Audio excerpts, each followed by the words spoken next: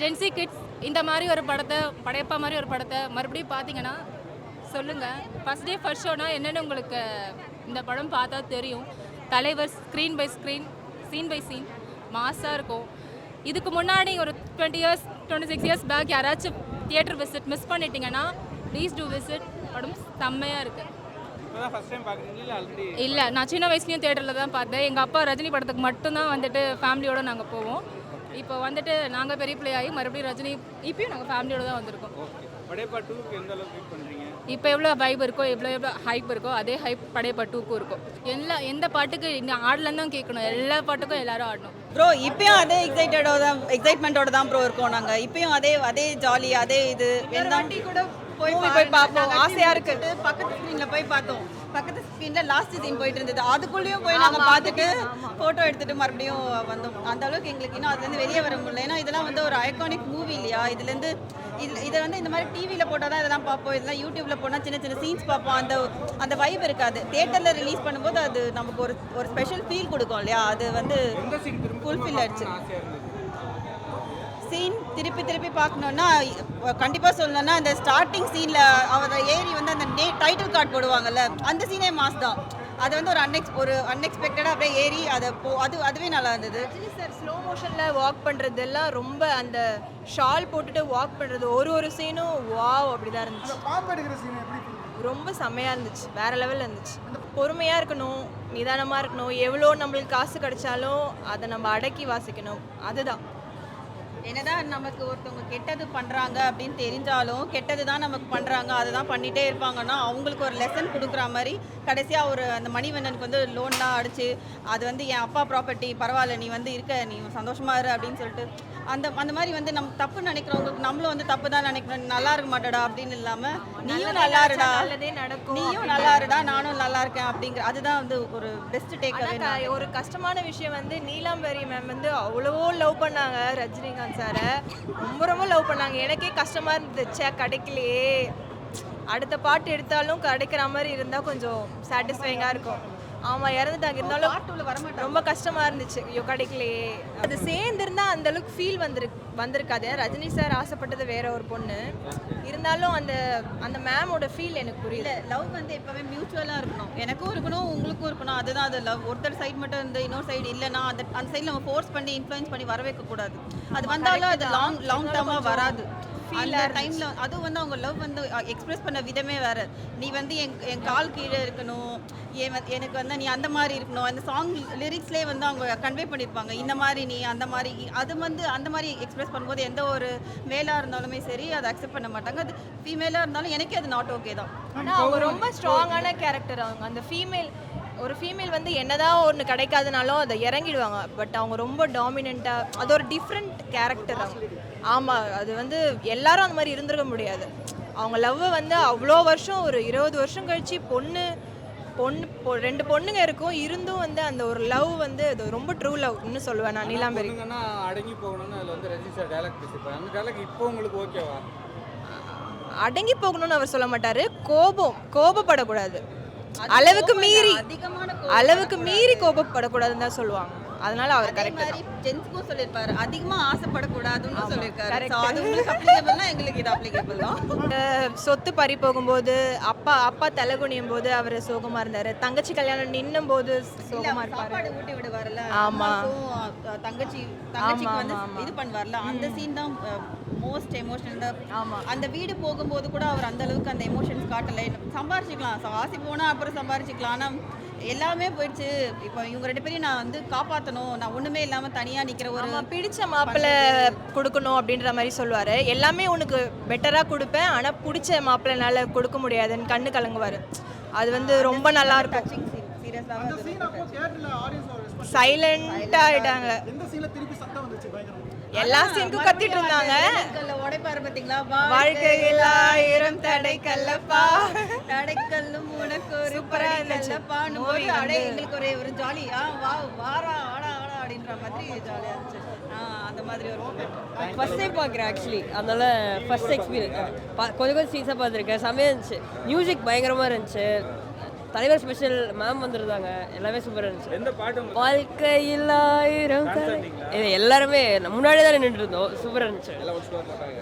எல்லாமே 1 ஸ்கோர் போட்டாங்க, அதெல்லாம் சூப்பராக இருந்துச்சு. FDFS செமையாக இருந்துச்சு. சீன் மேல கட் பண்ணாங்களா இல்ல எல்லா சீனும்? இல்லை எல்லாமே இருந்துச்சு, ஃபுல்லாக இருந்துச்சு. படத்துல பிடிச்ச டைலாக்னா என் வழி தனி வழி, அதெல்லாம். நீலாம்பரியோட characterisation Neelambari, oh my god, செமையாக இருந்துச்சு. இப்போ இருக்கிற ட்ரெண்டுக்கு செம்ம போல்ட் கேரக்டர், ஆப்வியஸ்லி அந்த மாதிரி. பட் ஆனா அப்போ வந்து பெண்கள் பத்தி ஒரு மாதிரி ஆமா. இருந்திருக்கும். அந்த டைலாக் அப்ப நீங்க எப்படி பாக்குறீங்க? இப்போவுமே அதே மாதிரி தான்.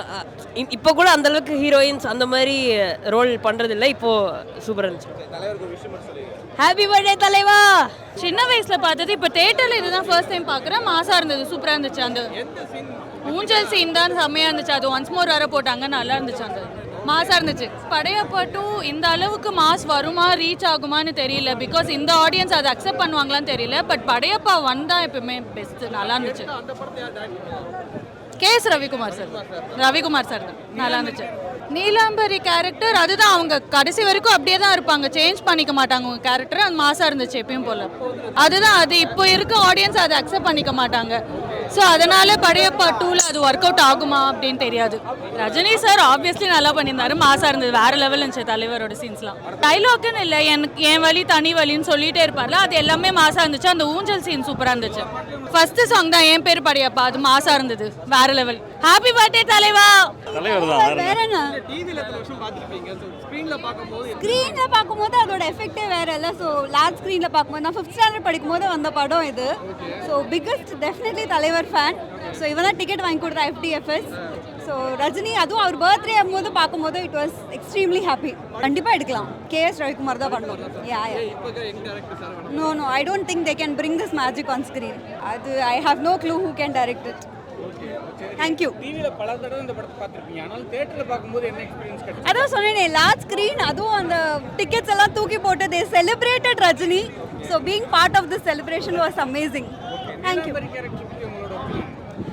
ஸோ லைக் ஐ செட், நான் 5th ஸ்டாண்டர்ட் படிக்கும்போது அந்த படம் இது. ஸோ நீலாம்பரி இப்போ பார்க்கும்போது the antagonist role she played is amazing. So I think அவங்க மேலே இந்த ரெஸ்பெக்ட் இன்னும் ஒரு படி மேலே இருக்குது. ஒருவேளை ஐஸ்வர்யா ராய் நடிச்சிருந்தா அந்த கேரக்டர் எப்படி இருந்திருக்கும்? No I don't think anybody can play like Ramya Krishnan did.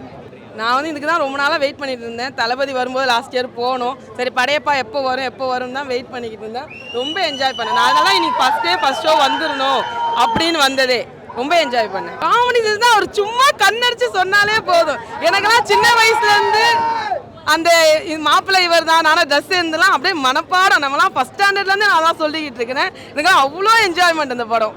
இல்லை அந்த டைம்ல சரி, இந்த டைம் அந்த வயசான கேரக்டர் தான். இப்போ ரியலாகவே வயசானதுலேருந்து எனக்கு ரொம்ப மாசாக இருக்குது அவர் படம்.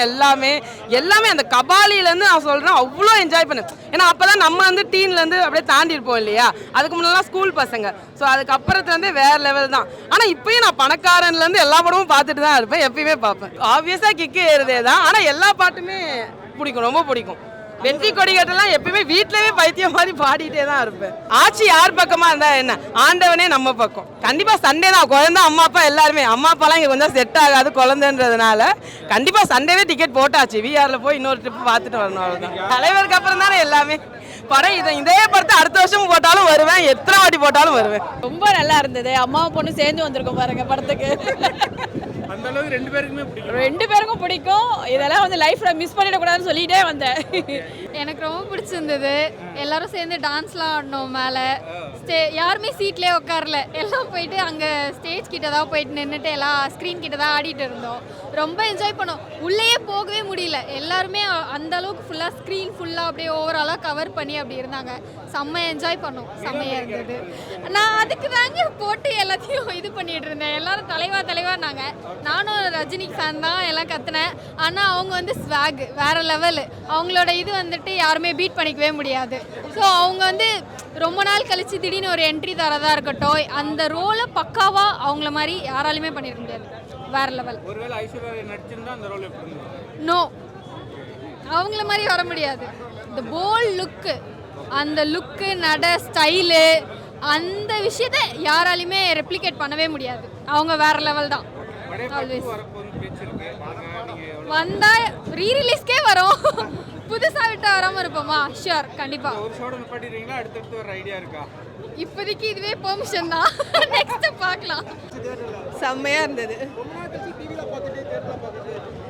இல்லை டிவியில் பெருசாக பார்க்கறதில்ல, இன்னைக்கு தான் ரொம்ப. நான் 6th படிக்கிறப்ப பார்த்தது. செம்மையாக இருந்துச்சு, வைப் செம்மையாக இருந்தது. தலைவர் தான். அப்போ 6th படிக்கிறப்ப இவ்வளோ தெரியல, இப்போ பார்க்குறப்ப பயங்கரமாக இருக்கு. என் வலி தனி வலி எப்பயும் அதான். தேங்க்யூ. ஆமாம், ரொம்ப சூப்பராக இருந்தது. இவங்களோட இடத்த வேறு யாராலையும் இது பண்ண முடியாது. டிவியில் டெய்லி தான் பார்த்துட்டு இருக்கோம் படையப்பா. எப்படி பார்க்குறது? பக்கமாக எப்படி சின்ன வயசுல பார்த்துட்டு இருக்கோம், அதே ஸ்பீடு அதே ஃபாஸ்ட்டு. இப்போ படையப்பா 2க்காக வெயிட்டிங். இல்லையே நீலாம்பரி ரம்யா கிருஷ்ணன் தான் உடம்பு குறைச்சிட்டு வருவாங்களா இருக்கும். வேற என்ன ஜோடியாவா? இப்போ யார் இருக்கா ரஜினிக்கு? பழைய ஹீரோயின்ஸ் யாருமே இல்லையே, நம்ம தலைவர் தான். பழைய ஹீரோயினா நமக்கு மீனா பிடிக்கும். ஆனால் நீலாம்பரி மீனா நல்லா இருக்கு. ஐஸ்வர்யா ராய் போடலாம். ஊஞ்சல் சீனு 3 times ரிப்பீட் போட்டாங்க.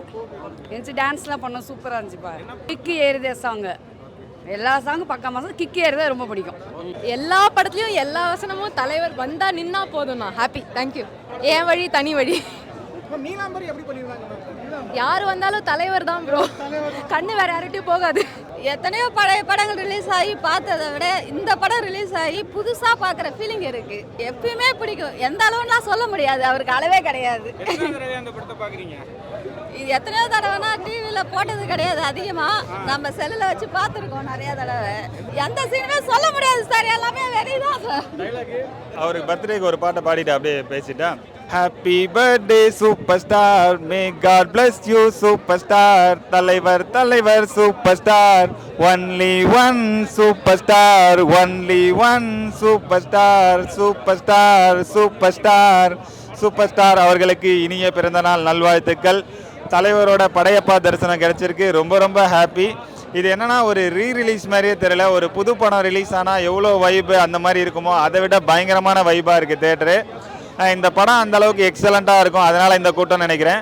இருந்தாலும் இந்த படத்தை டிவியில் பார்த்ததை விட தேட்டரில் பார்த்தது ரொம்ப ரொம்ப ஹாப்பியாக இருக்குது. பாட்டு, டான்ஸு, ஃபைட்டு, காமெடின்னு எல்லாமே அவுட்ஸ்டாண்டிங். செதுக்கி எடுத்திருக்காருன்னு சொல்லலாம்.